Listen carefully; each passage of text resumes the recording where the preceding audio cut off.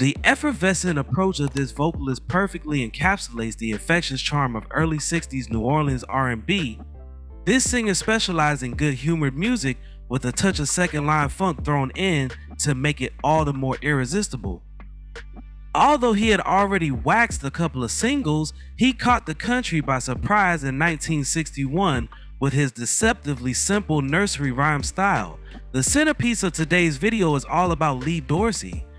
Now before we start, let's be sure to leave a like on the video, subscribe to the channel, and push that notification bell to be sure you won't miss out on any more content. Now, without further ado, let's cue that intro.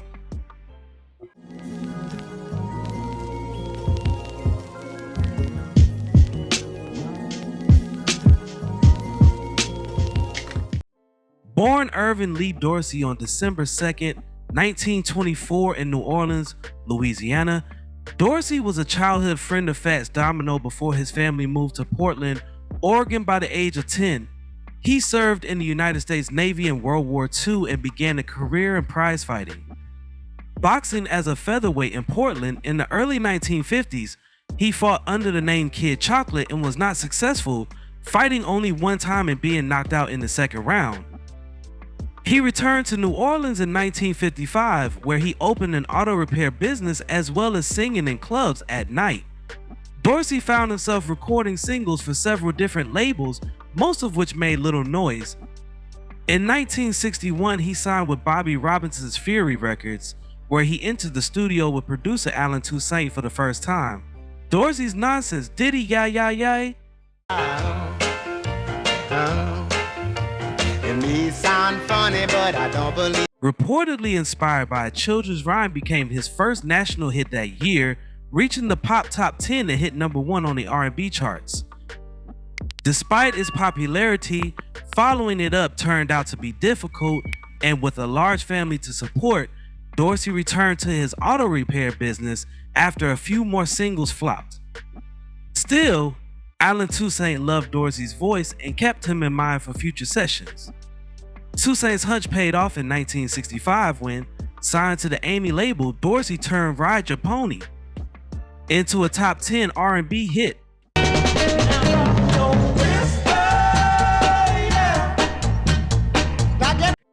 The accompanying album of the same name sold respectably as well, and Dorsey began cutting a multitude of Toussaint compositions, often with the legendary New Orleans funk ensemble The Meters as his studio backing band.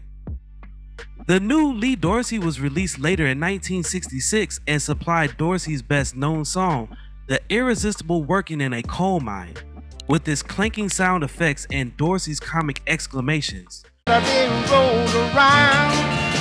I'm too tired for having fun. Working in a Coal Mine.